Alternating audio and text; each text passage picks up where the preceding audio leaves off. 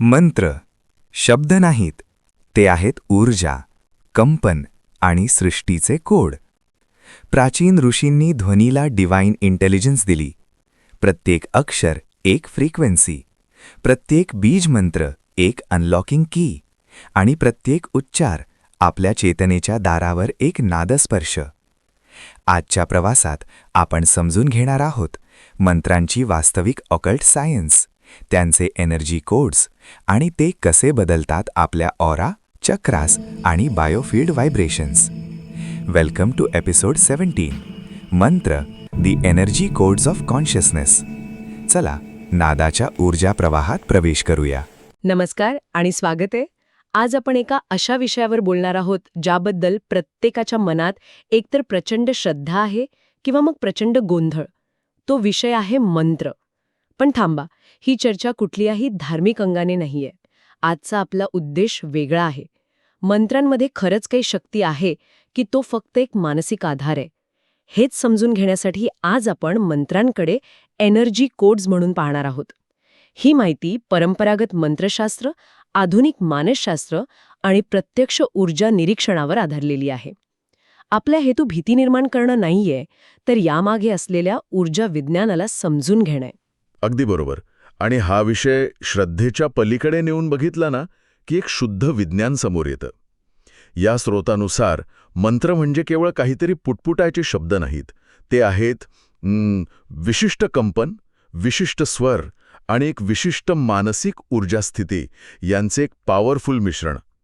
आज आपण हेच उलगडणार आहोत की हे मिश्रण आपल्या नाडी, चक्र आणि ऊर्जा क्षेत्रात, ज्याला आपण ऑरा मॅट्रिक्स म्हणू शकतो, त्यात नक्की कसे बदल घडवतं. ओरा मॅट्रिक्स म्हणजे फक्त शरीराभोवतीचं ते रंगांचं वलय नाही, बरोबर? नाही, अजिबात नाही. स्रोतानुसार ही एक खूप गुंतागुंतीची बहुस्तरीय ऊर्जा जाळी आहे जी आपल्या शरीरात आणि भोवती विणलेली असते. मंत्र थेट या जाळीवर काम करतात. Okay. Energy codes, aura matrix, शब्दच खूप इंटरेस्टिंग आहेत. चला मग अगदी मुळापासून सुरुवात करूया. ह्या ऊर्जा विज्ञानाच्या दृष्टिकोनातून मंत्राची नेमकी व्याख्या काय आहे? खूप छान प्रश्न आहे, कारण याची व्याख्याच याचा खरा पाया आहे. आपल्या स्रोतानुसार मंत्राची गूढ व्याख्या अशी आहे की मंत्र म्हणजे शब्द नाही, तर ते एक स्पंदन आहे, एक व्हायब्रेशन पॅटर्न. आणि ही गोष्ट खूप महत्वाची आहे. मंत्र उच्चारला जात नाही, तो आपल्या आत घडतो. एक मिनिट. मंत्र घडतो, उच्चारला जात नाही, याचा नेमका अर्थ काय? हे जरा सोपं करून सांगता येईल का? नक्कीच. समजा तुम्ही सतार वाजवत आहात. तुम्ही फक्त तार छेडत नाही की नाही, त्यातून एक नाद निर्माण होतो, तो हवेत पसरतो आणि तुम्हाला एक विशिष्ट भावना जाणवते. तसंच मंत्र म्हणजे केवळ जिभेची हालचाल नाही. श्वास, ध्वनी आणि तुमची चेतना एकत्र आल्यावर तुमच्या आत एक ऊर्जेचा पॅटर्न घडतो. म्हणूनच स्रोतांमध्ये याचे एक सूत्र दिलं आहे: एनर्जी पॅटर्न प्लस चेतना ट्रिगर प्लस आंतरिक संरेखन. ओके. आता थोडा प्रकाश पडतोय. म्हणजे ऊर्जेचा एक विशिष्ट नमुना जो आपल्या चेतनेला जागृत करतो आणि आपल्याला आतून एका सरळ रेषेत आणतो. पण हे सगळं खूप आंतरिक वाटतंय. हे स्पंदन आपल्या बाह्य वास्तवावर कसा परिणाम करतं, याची काही प्रक्रिया आहे का? हो, आणि ही प्रक्रिया एखाद्या डॉमिनो इफेक्ट सारखी आहे. या स्रोतांमध्ये हे अगदी स्पष्टपणे मांडलं आहे. विचार करा, मंत्र म्हणजे पहिला डॉमिनो. पहिला डॉमिनो आहे ध्वनी. या ध्वनीतून एक भौतिक कंपन निर्माण होतं. 2, हे कंपन तुमच्या मेंदूच्या लहरींना म्हणजे ब्रेन वेव्हजना बदलतं. हा दुसरा डॉमिनो. अच्छा, म्हणजे अल्फा किंवा थीटा स्थिती जिथे मन शांत होतं. तिसरा डॉमिनो. 4, तुमच्या भावना आणि विचार थेट तुमच्या ऊर्जा क्षेत्राला म्हणजे ऑराला बदलतात. हा चौथा आणि सगळ्यात महत्त्वाचा डॉमिनो. 5, आणि शेवटी हे बदललेलं शक्तिशाली ऑरा तुमच्या बाह्य वास्तवावर परिणाम करू लागतं. वाव. म्हणजे थोडक्यात तुम्ही जे बोलता तेच तुम्ही बनता. पण ही शब्दशः घडते. ध्वनी, मेंदू, भावना आणि ऊर्जा ही एक वैज्ञानिक साखळी आहे, केवळ तात्विक विचार नाही. जबरदस्त. हो, आणि हे केवळ सैद्धांतिक नाहीये. या अभ्यासात एक रंजक गोष्ट समोर येते की अनेक साधकांना फक्त 11 दिवस मंत्र संरेखन दिल्यावर त्यांच्या ऑरामध्ये 3 ते 4 स्तरांवर त्वरित आणि मोजता येण्यासारखे बदल दिसले. खरंच फक्त 11 दिवसात? हो, याचा अर्थ योग्य पद्धतीने केलेला मंत्रजप हा आपल्या ऊर्जेच्या संरचनेत थेट बदल घडवतो. ठीक आहे. जर हे सगळं फ्रिक्वेन्सी आणि व्हायब्रेशनवर अवलंबून आहे, तर मग सगळे मंत्र एकाच चॅनलवर काम करत असणार? आपण नेहमी वैदिक, तांत्रिक, बीज मंत्र असं ऐकतो. यांच्या सिग्नलमध्ये नक्की काय फरक आहे? खूप छान उपमा आहे. आणि हो, यांच्या सिग्नलमध्ये जमीन आसमानाचा फरक आहे. स्रोतांनुसार त्याचे 3 मुख्य प्रकार समजू शकतो. पहिला आहे वैदिक मंत्र, उदाहरणार्थ गायत्री मंत्र. यांचं काम संरेखन करणं आहे, संरेखन म्हणजे? ट्युनिंग करण्यासारखं. अगदी तसंच. वैदिक मंत्र म्हणजे एखाद्या वाद्याला हळुवारपणे ट्यून करण्यासारखं आहे. ते वैश्विक व्यवस्थेशी तुमचं नातं जोडतात. मन स्थिर करण्यासाठी, त्यात शुद्धता आणण्यासाठी हे उत्तम आहेत. त्यांचा प्रभाव हळू पण खोलवर आणि दीर्घकाळ टिकणारा असतो. ओके, म्हणजे वैदिक मंत्र हे जेंटल ट्युनिंग झालं. मग तांत्रिक मंत्र, ते तर जास्त शक्तिशाली मानले जातात. ते कसे वेगळे आहेत? जर वैदिक मंत्र वाद्याला ट्यून करण्यासारखे असतील, तर तांत्रिक मंत्र म्हणजे थेट ॲम्प्लिफायरचा व्हॉल्यूम वाढवण्यासारखे आहेत. जसे की क्लीम, श्रीम, ह्रीम. हे मंत्र थेट ऊर्जा सक्रिय करतात. ते हळुवारपणे संरेखन करत नाहीत, तर थेट ऊर्जेला धक्का देऊन जागं करतात. कुंडलिनी शक्ती, इच्छाशक्ती आणि आपली सायकिक सेंटर्सना जागृत करण्यासाठी यांचा वापर होतो.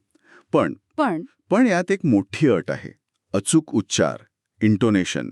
सूर किंवा ध्वनी थोडा जरी चुकला तर ॲम्प्लिफायरमधून चांगल्या आवाजाऐवजी कर्कश आवाज येईल. 1 मिनिट थांबा. तुम्ही म्हणालात की तांत्रिक मंत्र थेट ऊर्जेला धक्का देतात. मग बीजमंत्र त्यापेक्षा वेगळे कसे? ते तर आणखी मूलभूत वाटतात. मग त्यांचा परिणाम सौम्य असायला हवा, जलद नाही. इथेच खरी गंमत आहे. तिसरा प्रकार बीजमंत्र, म्हणजे ओम, हम, यम. हे धक्का देत नाहीत किंवा ट्युनिंग करत नाहीत. ते थेट निर्माण करतात. बीजमंत्रांना ऊर्जेच्या भाषेतील मुळाक्षरे समजा. जसं क म्हटल्याने एक विशिष्ट ध्वनी निर्माण होतो, तसंच ल म्हटल्याने मूलाधार चक्राची मूळ फ्रिक्वेन्सी निर्माण होते. तुम्ही इथे कोणत्या तरी व्यवस्थेशी जुळवून घेत नाही, तर तुम्ही थेट त्या ऊर्जेचा सोर्स कोड वापरत असता. म्हणूनच यांचा परिणाम सर्वात जलद आणि थेट दिसून येतो. Source code? वा, ही संकल्पनाच खूप शक्तिशाली आहे. म्हणजे प्रत्येक मंत्राचं कार्यक्षेत्र आणि उद्देश वेगळा आहे. आता मला हे जाणून घ्यायचंय की जेव्हा कोणी मंत्रजप करतं तेव्हा ऊर्जा स्तरावर नक्की काय घडतं? तुम्ही म्हणालात की ऑरा रीडिंगमध्ये बदल दिसतात. नक्की काय दिसतं? हो, आणि इथेच आपल्याला या विज्ञानाचा प्रत्यक्ष पुरावा मिळतो. स्रोतांमधील ऑरा रीडिंगच्या निरीक्षणानुसार अनेक ठोस बदल दिसतात. सर्वात पहिलं म्हणजे हृदयचक्रात प्रकाशाची वाढ होते. प्रेम, करुणा यांची ऊर्जा वाढते, ज्यामुळे ऑराचा रंग अधिक उजळ दिसतो. दुसरं विशुद्धी चक्र, म्हणजे घशाजवळचं चक्र. तिथली कंपनं स्थिर होतात. यामुळे संवाद आणि अभिव्यक्ती सुधारते. आणि शारीरिक पातळीवर काही जाणवतं का? कारण अनेक जण म्हणतात की जप करताना त्यांना काहीतरी जाणवतं. हो, नक्कीच. तिसरा बदल शारीरिक संवेदनेशी जोडलेला आहे. मणक्याच्या तळाशी ऊर्जा उष्ण किंवा गरम जाणू लागते. हे मूलाधार चक्रातील ऊर्जा सक्रिय झाल्याचं लक्षण आहे. कित्येकदा डोक्यात हलका दाब जाणवतो. पण सर्वात मोठा बदल मानसिक पातळीवर होतो. मनाचा वेग 40 ते 50% कमी होतो. विचारांची अनावश्यक गर्दी कमी होते. आणि आपल्या ऑरामध्ये जे नकारात्मक ठसे असतात, जे भूतकाळातील अनुभवांमुळे तयार झालेले ऊर्जा ब्लॉक्स असतात, ते हळूहळू विरघळू लागतात. म्हणजे हे खरंच एक प्रकारचं फ्रिक्वेन्सी ट्युनिंग आहे. जसं आपण रेडिओला एका गोंधळलेल्या स्टेशनवरून काढून एका स्पष्ट चॅनलवर लावतो, तसंच काहीसं. पण इथेच माझा मूळ प्रश्न पुन्हा येतो. जर हे इतकं वैज्ञानिक आहे, तर मग अनेक लोक वर्षानुवर्षे मंत्रजप करतात, पण त्यांच्यात काहीच बदल दिसत नाही. म्हणजे फक्त मंत्र म्हणणं पुरेसं नाही. मग योग्य पद्धत कोणती? अगदी बरोबर. हे बंदूक बाळगण्यासारखं आहे. चालवायची कशी हे माहीत नसेल तर ती निरुपयोगी आहे, किंबहुना धोकादायकही ठरू शकते. शेकडो साधकांच्या अभ्यासातून असं दिसून आलं आहे की 3 गोष्टी निर्णायक ठरतात. पहिली आहे श्वासाचा वेग. खूप वेगाने म्हटलेल्या मंत्रात शक्ती उरत नाही. मंत्र आणि श्वास यांची एक लय जुळायला हवी. दुसरी गोष्ट आहे शरीराची स्थिती. शरीर जर ताठ किंवा तणावग्रस्त असेल तर ते ऊर्जा शोषू शकत नाही. रिलॅक्सेशन खूप आवश्यक आहे. आणि तिसरी सर्वात महत्त्वाची गोष्ट आहे मनाचा हेतू, इंटेन्शन. तुमचा हेतू तुमच्या ऊर्जेला योग्य दिशा देतो. तो ऊर्जेसाठी GPS सारखं काम करतो. आणि यातल्या सामान्य चुका किंवा धोके कोणते? कारण लोकांना फायदा नाही झाला तरी चालेल, पण नुकसान व्हायला नको. हो, आणि काही चुकांमुळे खरंच नुकसान होऊ शकतं. एक म्हणजे मोठ्याने ओरडून मंत्र म्हणणे. यामुळे घशाच्या चक्रावर आणि नर्वस सिस्टीमवर ताण येतो. दुसरी चूक म्हणजे अशुद्ध किंवा चुकीचे उच्चार, विशेषतः तांत्रिक आणि बीज मंत्रांच्या बाबतीत. तिसरी मोठी चूक म्हणजे नकारात्मक भावनेत जप करणे. म्हणजे मनात राग, द्वेष असताना जप केल्यास मंत्राची शक्ती त्याच नकारात्मक ऊर्जेला वाढवते आणि ऑरा विस्कळीत होऊ शकतो. अच्छा. आणि चौथी चूक जी अनेक जण करतात ती म्हणजे अनेक मंत्र एकत्र करणे. यामुळे ऊर्जेचा गोंधळ, एक प्रकारचं एनर्जी कन्फ्युजन निर्माण होतं. त्यामुळे एकावेळी एकाच मंत्रावर फोकस केलेलं जास्त चांगलं. हे सगळं ऐकून एखाद्या नवशिकायला वाटेल की हे खूपच गुंतागुंतीचं आहे. मग सुरुवात कुठून आणि कशी करावी? त्यांच्यासाठी काही सोपा, सुरक्षित आणि प्रभावी मार्ग आहे का? नक्कीच आहे. आणि सुरुवात नेहमी सोपीच असायला हवी. या स्रोतांमध्ये ऑरा रीडिंगच्या अनुभवावर आधारित एक साधा 7 दिवसांचा प्रोटोकॉल दिला आहे, जो कोणीही सहज करू शकतो. दिवस 1 आणि 2 फक्त श्वासावर लक्ष केंद्रित करून ओमचा जप करायचा. दिवसातून 15-20 मिनिटे. ओम तुमची सिस्टीम साफ करतो. 2 दिवसात विचारांचा गोंधळ सुमारे 60 ते 70% कमी होतो. दिवस 3 आणि 4 आता हृदयावर लक्ष केंद्रित करून रीम या बीज मंत्राचा जप करायचा. रीम? हो, रीम हा मायाबीज आहे, जो शुद्धीकरणाशी जोडलेला आहे. ऑरा रीडिंगमध्ये असं दिसतं की या जपाने ऑरामधील नकारात्मक काळे ठिपके विरघळू लागतात. दिवस 5 ते 7 आता एक स्पष्ट हेतू मनात ठेवून श्रीम या बीज मंत्राचा जप करायचा. श्रीम हा समृद्धी आणि विपुलतेचा मंत्र आहे. हा जप त्या विशिष्ट फ्रिक्वेन्सीला सक्रिय करतो.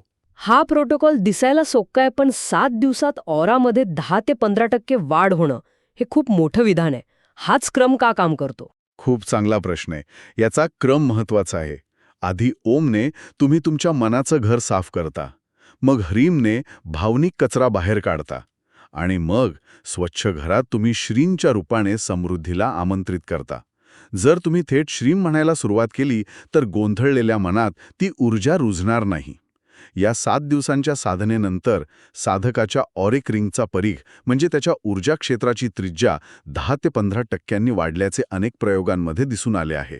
तर मग या संपूर्ण चर्चेचा सार असा आहे की मंत्र ही केवळ एक धार्मिक प्रक्रिया किंवा अंधश्रद्धा नाही, तर ती एक एनर्जी रिप्रोग्रॅमिंग आहे, कंपनांचे एक प्राचीन आणि अत्यंत प्रभावी विज्ञान जे आपल्या शारीरिक, मानसिक आणि ऊर्जा स्तरावर थेट काम करतं. अगदी बरोबर. आणि हे विज्ञान इथेच संपत नाही. ही तर फक्त सुरुवात आहे. आज आपण पाहिलं की ध्वनीच्या कंपनांनी आपण आपली ऊर्जा कशी बदलू शकतो, पण यावर विचार करण्यासारखी एक गोष्ट आहे. आपल्या शरीरातील सर्वात शक्तिशाली मूलभूत ऊर्जा कोणती? आपली जीवनशक्ती. जर हेच सिद्धांत, हेच ऊर्जेच्या रूपांतरणाचे नियम आपल्या मूलभूत जीवनशक्तीवर म्हणजेच लैंगिक ऊर्जेवर लागू केले, तर तिचं रूपांतर ओजसमध्ये म्हणजेच उच्च शुद्ध आध्यात्मिक ऊर्जेत करणं शक्य आहे का? या प्रश्नावर हे स्रोत आपल्याला विचार करायला भाग पाडतात. मंत्र उच्चारला जात नाही, तो उघडतो. मनाची कुलूपं, ऊर्जेचे मार्ग आणि आत्म्याचा प्रकाश. आज आपण पाहिलं ध्वनी कसा फ्रिक्वेन्सी बनतो, फ्रिक्वेन्सी कसा एनर्जी बनतो आणि एनर्जी कशी रियालिटी शेप करते. मंत्र म्हणजे शक्ती, पण योग्य उच्चार, योग्य भाव आणि योग्य संकल्प हेच त्याचे खरे एनर्जी कोड्स आहेत. ही होती एपिसोड 17ची यात्रा. पुढच्या भागात भेटू, जिथे आपण प्रवेश करू अजूनही खोल, अजूनही सूक्ष्म अकल्ट एनर्जी विजडममध्ये. Until then, stay aligned, stay awakened.